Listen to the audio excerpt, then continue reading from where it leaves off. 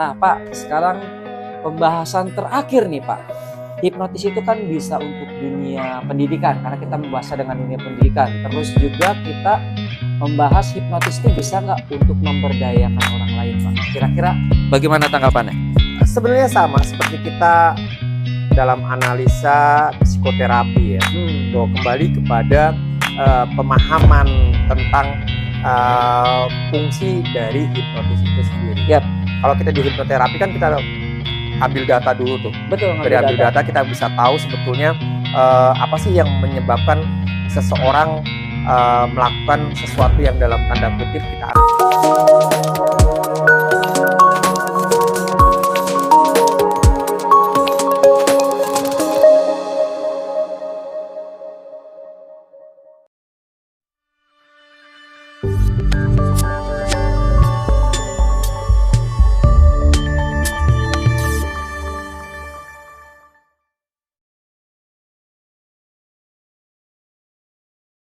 Oke teman-teman, kita balik lagi setelah ada azan maghrib ya dan ibadah. Nah Pak, sekarang pembahasan terakhir nih Pak. Hipnotis itu kan bisa untuk dunia pendidikan, karena kita membahas dengan dunia pendidikan. Terus juga kita membahas hipnotis itu bisa nggak untuk memberdayakan orang lain, Pak? Kira-kira bagaimana tanggapannya? sebenarnya sama seperti kita dalam analisa psikoterapi ya, bahwa kembali kepada pemahaman tentang fungsi dari hipnotis itu sendiri. Yap. Kalau kita di hipnoterapi kan kita ambil data dulu tuh. Betul, Dari ambil data kita bisa tahu sebetulnya apa sih yang menyebabkan seseorang melakukan sesuatu yang dalam tanda kutip kita anggap tidak sehat atau menyimpang. Negatif gitu lah. Gitu. Negatif lah ya. Nah sama, ketika kita harus memberdayakan hipnotis ini terhadap lingkungan adalah kita juga harus menganalisa itu. Apa sih sebenarnya yang dibutuhkan oleh masyarakat kita terhadap perubahan itu. Contoh gini, sekarang saya sedang aktif memberdayakan istilahnya ya. Sebenarnya kadang-kadang saya agak kurang sreg dengan kata istilah memberdayakan karena gitu. Ada kesan bahwa ada yang tidak berdaya dan ada orang yang lebih berdaya. Betul. Tapi saya lebih cenderung untuk mengatakan memaksimalkan potensi. Maksimalkan potensi itu yang lebih bahasanya lebih bijak gitu ya. Karena ya. sebenarnya mereka sudah punya potensi, hanya mungkin mereka tidak sadar atau mereka tidak tahu atas potensinya itu. Betul. Sehingga kita harus memaksimalkan kemampuan potensi mereka. Nah, potensi ini balik lagi kepada need, kepada kebutuhan sebenarnya. Contohnya ketika saya memberdayakan atau memaksimalkan potensi teman-teman jalanan. Mereka kan sebetulnya turun ke jalan, pertama salah satunya adalah untuk memenuhi hajat mereka atau nafkah mereka. Gitu loh. Ya. Kalau kita mau mengangkat mereka dari jalanan, ya kita harus penuhi juga hajat itu, mencari bentuk pengganti dari mereka tidak harus ke jalan. Betul, Pak. Gitu loh. Salah satunya adalah mengajarkan mereka keterampilan yang mudah untuk mereka cerna dan tidak perlu banyak membutuhkan pengetahuan atau pemahaman yang sangat ngejelimet. Contohnya gini. Ini kayak apa nih? Saya ada beberapa produk yang ini sebetulnya adalah produk dari teman-teman yang selalu kita bilang anak-anak jalanan gitu. Kenapa disebut anak-anak jalanan? Karena mereka lebih banyak di jalan ketimbang di rumah. Benar-benar gitu ke depan ini. Ya. Gini. Mereka punya ke jalan, kayak balik lagi kepada mereka adalah untuk mencari nafkah lah, mencari uang lah istilahnya. Ini produk ini Bapak bikin sama anak-anak ini. Ya. Ini sebetulnya kan pelajaran ketika saya dulu zaman SD kita tuh di tahun 70-an, awal-awal 80-an itu ada kerajinan keterampilan, pelajaran keterampilan. Keterampilan ya. Salah satunya dulu tuh kita bikin sabun gitu kan. Beli bahan kimia di toko kimia, terus kita bikin sabun, bikin deterjen, terus bikin pewangi dan sebagainya. Betul. Itu hal yang sebetulnya mudah. Nggak tahu ya kalau pendidikan sekarang, mungkin apalagi kemarin 2 tahun kita pendidikan online ya, mungkin nggak ada lah pendidikan kayak. Tapi dulu zaman saya kecil ada. Sehingga kadang-kadang kita dulu sering ada anak-anak jual sabun ke orang tua atau ke lingkungannya. Nah, ini saya terapkan. Jadi ketika saya mengajak teman-teman yang biasa hidup di jalanan untuk membuat sebuah produksi, gitu loh. Jadi saya ajarkan buat pewangi ruangan, iya, itu sampai ada pembersih pewangi karpet, ruangan. gitu ya. Ini buat mobil juga bisa, Pak? Bisa, buat gitu. mobil, buat kamar mandi, kadang-kadang saya pakai di kamar mandi juga. Itu untuk karpet, gitu ya, untuk karpet, untuk sejadah, wangi semprot, juga. ya. Dan itu lumayan daya tahannya lama sekali. Kenapa mereknya Sultan, Pak? Ya, ini ya. Sebetulnya sekarang kan lagi rame istilah Sultan gitu loh. Iya. Untuk menyatakan orang-orang yang dalam konteks hidup berlebihan itu adalah orang yang dianggap sebagai sultan. Anak sultan. Betul, gitu. pantas. Saya potong dulu, saya ngomong dulu nih. Ya, Master Tortor ya, lebih tepatnya Master Tortor. Kalau saya bilangnya Bapak karena beliau adalah guru saya. Master Tortor ini selain sebagai seorang mentalis, seorang guru juga, terus seorang pemberdaya, ya teman-teman kita yang kurang beruntung di jalan. Ini mulia banget, keren banget. Ya itu mulia banget. Saya harus belajar lagi nih. Istilahnya dari ini tuh dari kesibukan seorang mentalis, guru, terus juga guru tari juga itu. Ini. Ya. Kalau lagi senggang tuh anak-anak disuruh buat sebetulnya ini adalah kegelisahan ya. Bagaimana mengangkat mereka lebih lebih punya harga diri gitu loh. Betul. Jadi untuk itu maka saya mencoba untuk mengajarkan kepada mereka bagaimana caranya. Kalau kita mau mengajarkan mereka yang baik, maka tutupi dulu kebutuhannya. Nah, dengan cara seperti ini, selain mereka menjual produk ini, tetap ada beberapa kadang-kadang yang masih tetap di jalan gitu ya. Soalnya kan kegelisahannya biasanya teman-teman di jalan itu hidupnya agak dekat dengan hal-hal yang dalam tanda kutip melanggar aturan atau melanggar hukum. Orang bilang kriminal lah, paham lah ya kayak gitu ya. Mereka menggunakan dan sebagainya lah. Nah, untuk kita merubah itu adalah caranya adalah dengan bertahap untuk mereka mencoba untuk membuat sebuah produk. Dengan dia membuat produk ini dan menjualnya, setidaknya mereka sudah mencoba untuk ada kesibukan lain, dan lebih dihargai. Ilmu hipnotis. Ya, itulah ilmu hipnotis sebenarnya. Buat narik orang supaya. Selain mereka membuat produk ini, kita juga mengadakan semacam kegiatan adalah membersihkan kamar mandi dan menyemprot karpet musolah atau masjid yang kita berikan gratis. Betul, dengan syarat bahwa teman-teman ini diizinkan untuk berjualan selama membersihkan masjid atau musolah itu. Oke, untuk lebih jelas, sebentar saya potong dulu Pak. Lebih jelas, ini produk yang ini untuk apa Pak? Ini untuk karpet. Teman-teman tahu. Ini untuk karpet pewangi karpet, untuk wangi. Jadi sejadah karpet kalau kita mau sholat lebih khusyuk gitu ya. Dan ini wangi-wanginya kan ada Safa Marwah, Jabal Nur, Bakarat, Nabawi. Banyak gitu kan? Jadi lebih cenderung kepada hal-hal yang wangian yang berbau Arab-Araban lah. Berbau Arab-Araban karena sultan juga orang kaya nih yang ini juga yang. Nah, kalau ini Pak, ini kan buat karpet ya. Wangi karpet. Itu karpet mau di rumah, mau di masjid, mau di mana-mana. Atau sejadah. Sejadah lah ya boleh pakai ini. Nah, selain sejadah bisa nggak Pak? Apa aja? Hordeng juga bisa. Hordeng ya. Jadi kalau kita biasanya pakai pewangi ruangan gitu ya, saya biasanya semprotkan di hordeng aja.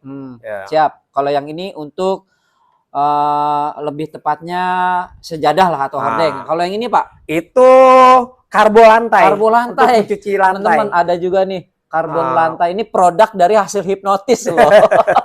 Keren. Jadi hipnotis itu bisa dikembangin buat jualan, buat pendidikan, kehidupan kita, pemberdayaan. Wow, luar biasa. Ini balik lagi ke karpet ya? Enggak, ini ke lantai. Karbon lantai. Nah, ini pembersih kerak porselen untuk kamar mandi. Ini WC, kerak ya? Membersihkan WC, terus tempat kencing dan sebagainya. Gitu loh. Yang kuning itu ya, yang kuning yang berkerak itu bisa hilang. Bisa hilang. Gitu loh. Keren. Jadi buat WC ya. Produk-produk yang ada di pasaran yang bermerek gitu ya. Betul. Nah, kalau ini sama. Itu kita baru bikin untuk porselen dan pembersih lantai. Jadi ini untuk ngepel.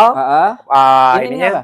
Nah, ini sama ini refillnya ini parfum karpet. Oh, Jadi kita ada dua biasanya. paketnya ya? Jadi kita jual yang seperti ini. Kalau ada udah punya semprotannya gini, tinggal beli ini lebih murah lagi karena gitu. jumlahnya lebih banyak. Siap. Gitu loh. Nah, kalau ini parfum. Ini parfum gantung. Bisa digantung di mobil. Saya juga kadang-kadang pakai di kamar mandi gitu ya. Wangi-wangiannya banyak. Wangi-wangian banyak. Jadi ada sama aja, ada bakarat. Terus ada juga yang buah-buahan, ada melon. Terus ada kopi, wangi kopi dan siap. Saya potong sedikit lagi. Jangan ngomong dulu nih, saya nih. Sekarang nih Pak. Jadi ya teman-teman, ini dari hasil hipnotis. Master Tortor ini memberdayakan teman-teman yang di jalan yang kurang, istilahnya apa ya? Kurang apa tuh? Ya kurang kasih sayang, kurang beruntung. Ya beliau memberdayakan dengan membuat atau mengajak teman-teman untuk membuat produk ini. Ya. Dan hasilnya pun itu buat mereka juga ya Pak ya. Betul. Dan luar biasa ini. Ya mungkin ada presentasi kecil hanya untuk buat bikin ini. Ya, bahan-bahan gitu, kimianya, kimianya, paham-paham. Intinya adalah ini semua dari hipnotis, dari keilmuan hipnotis yang diterapkan menjadi produk. Ketika produknya sudah ada dan bisa memberdayakan anak-anak yang di jalan yang kurang beruntung. Wow, luar biasa, mulia banget ya Pak. Saya perlu belajar nih. Jadi kalau Bapak tuh hipnotisnya diterapkan untuk produk dan pemberdayaan anak-anak, dan kalau saya kira-kira apa Pak? Kalau masih muda gini? Banyak sebetulnya. Kita lihat dari kebutuhan lingkungan. Kebutuhan lingkungan. Selain ini juga sebetulnya kita ada semacam pengajian. Bagaimana caranya untuk menarik mereka mau ikut pengajian, kegiatan agama. Salah satunya adalah mencoba untuk mencari produk yang bisa mereka buat dengan cara. Contohnya gini, ketika saya harus mengajak teman-teman mengaji, saya harus mencari order atau pekerjaan membuat kaligrafi. Ya, gitu. Betul. Sip. Nah, dengan ada motivasi mereka untuk mencari tambahan keuangan, mereka mau untuk membuat kaligrafi. Nah, kalau membuat kaligrafi Arab itu kan nggak boleh salah. Betul. Sehingga kita mengajarkan mereka bagaimana cara membaca dan menulis Arab gitu loh. Ya, membaca Arab. Cuman teknik pengajaran kita mungkin berbeda dengan bentar, ada yang lewat. Ada yang lewat. Ada iklan lewat. Nah, jadi kita tidak mengajarkan seperti pola yang sering diajarkan di pengajian-pengajian dengan mulai dari alif ba ta gitu. Tapi kita melalui dari ayat yang mereka tulis. Misalkan Bismillahirrahmanirrahim. Bahwa mereka harus tahu tuh satu-satu hurufnya, bagaimana cara membacanya, bagaimana huruf ini bila ditulis di awal, ditulis di tengah dan tulis akhir. Itu mereka sih nggak tahu. Terus apa tanda-tanda baca di sana yang mereka harus pahami gitu loh. Terus membuat ayat kursi. Jadi kita dari situ pengajarannya. Sehingga ketika mereka bisa membaca satu ayat, mereka juga akan mampu untuk membaca ayat-ayat yang lain karena akan berhadapan dengan huruf-huruf yang sama. Gitu loh. Pola pendidikannya seperti itu. Selain pertama menghemat waktu dan juga tidak terlalu banyak membuat mereka pusing gitu loh. Karena kalau mereka harus belajar seperti orang belajar dalam pengajian atau dalam majelis taklim itu sangat tidak memungkinkan gitu loh. Jadi kita harus menemukan satu pola pengajaran yang menarik atau contextual learning and teaching-nya gitu loh. Yap. Saya tangkap nih Pak, saya tangkap. Berarti ini ilmu hipnotis banget nih. Jadi kalau misalkan kita mau si anak-anak yang kurang beruntung itu harus beribadah, kalau agamanya tentunya Islam, beribadah ke masjid, jadi nggak secara langsung kalau Bapak tuh ya. Pakai ini ternyata disuruh bersihin dulu hordengnya, terus karpetnya. Nah, ketika itu dia sudah ngebersihkan, waktunya azan, maka dia akan tersentuh sendiri ya Pak. Kita tidak harus memerintahkan mereka sholat, karena kan saya biasanya sama masjid atau musola yang dibersihkan juga sudah ada komitmen tidak memaksa mereka untuk ibadah, gitu loh. Ada yang nggak ibadah, ya biarin aja gitu loh. Tapi lama-lama juga akan tersentuh hatinya untuk melakukan itu. Keren gitu. Itulah hipnotis teman-teman. Nah, nanti kalau mereka sudah punya keasikan untuk beribadah, kita tidak perlu lagi harus menyuruh-nyuruh, karena ada satu kepentingan, ada satu kebutuhan, dan ada satu keasikan buat mereka untuk beribadah. Itulah metode yang tepat ya Pak ya. Untuk kalau kita suruh-suruh secara langsung, pasti blocking ya. Iya. Mental blocknya pasti akan berjalan. Itulah ilmu hipnotis, bagaimana sebetulnya kita menghindari mental block yang terjadi kepada mereka. Gitu. Wah, cukup keren. Jangan kaget ada di masjid atau di musola anak-anak yang tatoan, Nah. pakai anting, piercing dan sebagainya, ngebersihin masjid. Nah, Biarkan gitu loh. berarti Biarkan mereka. kalau teman-teman yang wilayah Depok ngelihat anak-anak seperti itu dan itulah didikan Bapak Tortel. Nggak saya aja, tapi banyak Tapi teman-teman banyak ya, banyak ya. Nah, sebenarnya ini juga bukan ide saya secara pribadi, Oh, tapi banyak. ada beberapa teman yang punya kegelisahan yang sama. Jadi yuk kita coba, kita terapkan bagaimana baiknya. Jadi Bapak Gitu. lebih istilahnya membantu teman-teman yang sudah pionir lah ya. Sebenarnya Meneruskan. program pertama kita bukan ini. Program pertama kita tuh maaf, saya harus keluar frame dulu. Boleh. Siap. Nah, program pertama kita ini adalah ini. Apa tuh? Membuat teh kelor. Teh daun kelor. Wow, keren. Teh Jadi daun kelor. kebetulan di lingkungan saya ini banyak pohon kelor. Pohon kelor ya. Dan kebetulan banyak teman-teman yang di lingkungan yang putus sekolah. Sehingga saya biasanya sama mereka mengajarkan bagaimana sebetulnya tadi rencana saya adalah membuka wawasan mereka tentang literasi, melek literasi. Cuman kan kalau kita langsung, berapa banyak anak-anak muda yang karena kesalahan pemahaman tentang literasinya sehingga pola pikirnya juga salah. Cuma kan kita nggak bisa mengajak mereka dengan, ayo datang ke rumah saya terus saya ajarin gitu kan. Itu sangat tidak mungkin. Makanya saya mencoba untuk teman-teman di lingkungan saya, yuk ini ada pohon kelor di sekitar kita. Kita petik daunnya, saya kasih plastiknya, tolong dikeringkan, saya beli ke mereka. Wah, gitu. Bapak beli bukannya wah. Jadi saya beli. Berapa banyak produk itu saya beli. Saya kasih 100 plastik. Bisa mengisi dan itu ukurannya semua sama.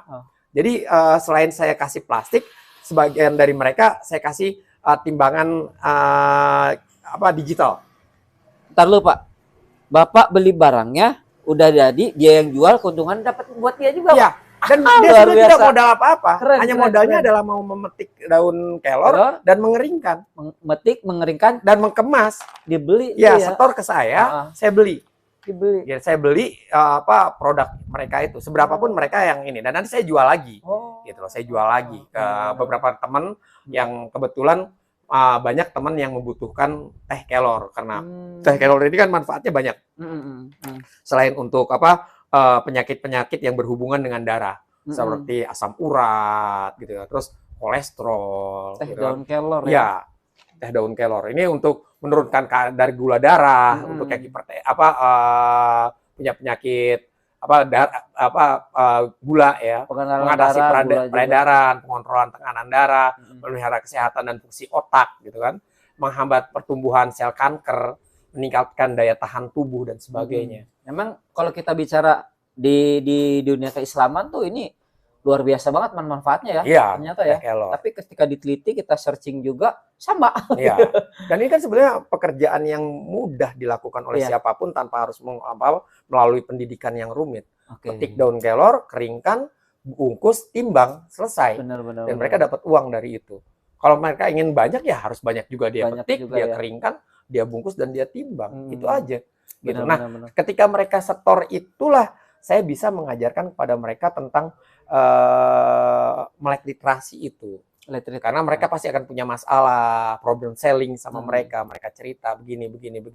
Dan kita coba mendekati problem selling itu. Atau saya melontarkan sebuah permasalahan kepada mereka ketika mereka kumpul di rumah saya. Sehingga mereka bisa menjawab. Kalau tidak bisa menjawab, ya saya berikan pengarahan. Nah, sehingga akhirnya mereka bisa melek literasi, tidak termakan hoak dan sebagainya. Begitu mendapat informasi, dia tahu betul bagaimana mencari validitas dari informasi itu. Disaring sama dia, kebenarannya seperti apa. Nah, akhirnya membukalah pola pikir mereka untuk merubah sikap-sikap mereka. Sebenarnya caranya seperti itu. Ya, ada nggak kendalanya? Banyak. Banyak ya. Iya, karena balik lagi kan kalau dalam ilmu psikologi ada individual differential, perbedaan setiap orang. Ada juga akhirnya yang mental dan sebagainya. Yang bertahan juga tetap ada ketika mereka sudah merasakan bahwa ini lebih baik buat mereka gitu. Kan ini kan semua balik lagi kepada permasalahan pilihan. Nah, kalau kita bekerja atau mencoba untuk mengabdikan diri pada bidang-bidang seperti ini, jadi pertama adalah kita harus punya rasa ikhlas gitu loh, yang sangat, karena tidak semua orang akan bisa menerima ini dengan baik. Betul. Gitu loh. Belum tentu 10% yang akan terangkat derajatnya dengan pekerjaan-pekerjaan semacam ini. Karena akan ada 90% yang akan menolak gitu loh. Yep, Dan pasti. itu tidak harus menjadi membuat kita kecewa gitu loh. Banyak teman-teman yang berjalan di jalur ini adalah kecewa ketika mereka ternyata apa yang mereka harapkan tidak sesuai dengan ekspektasi yang ada di lapangan gitu. Iya, betul. Itu yang wah, kok cuma sekian yang akhirnya sebenarnya dari yang kecil itu gitu loh. Kita harus bisa bikin bola salju. Dulu dari yang kecil ini nanti akan merambat. Yap. Gitu. Nempel gede tuh muter ya. Gitu. Dan itu akan suatu saat ketika saya tidak ada pun pasti suatu saat akan ada orang yang akan meneruskan. Penerusnya gitu. Ya. Jadi oke, ini udah panjang banget kita dari pagi ini ya, dari siang ya. Oke, nah ini kita closing sebentar lagi. Nah, bagi teman-teman dan Bapak Ibu atau ada investor nih, jadi kalau misalkan Bapak Ibu teman-teman atau investor yang mau membantu teman-teman kita di jalan itu untuk memberdayakan, dan ya bolehlah nanti ada di deskripsinya saya tulis nomor telepon saya atau boleh inbox saya. Nanti boleh ke tempat ini kita ngobrol, kita sharing ya Pak ya, untuk memberdayakan anak-anak, dan produk ini boleh dibeli sama Anda semuanya. Jadi seperti itu ya Pak ya? Ya. Siap. Oke, terima kasih banyak Pak. Sama-sama. Ilmunya dari siang sampai sekarang ini sampai 1, 2, 3 kita part 3 ya. Sampai part 3 ini part yang terakhir. Ternyata ilmu hipnotis itu selain pendidikan, hipnoterapi, dan juga bisa jadi produk pemberdayaan diri. Itu luar biasa banget hipnoterapi ya, atau hipnotis ya. Wah, luar biasa banget. Terima kasih Bapak ilmunya. Sama-sama. Semoga sehat-sehat selalu. Terus juga anak didik Bapak ini makin banyak, termasuk saya. Terima kasih banyak ya Pak ya. Aduh, luar biasa ilmunya. Dan untuk Anda semuanya, pesan saya sederhana. Kembangkanlah potensi yang Anda miliki mulai dari saat ini. Karena ketika kita mulai dari saat ini, hasilnya kita akan petik nanti di akhir ketika kita sudah tua ya Pak ya. Oke, saya Bastian dan Pak Tortor. Untuk Anda semuanya, sampai jumpa. Salam sukses, salam sehat semuanya. Sip.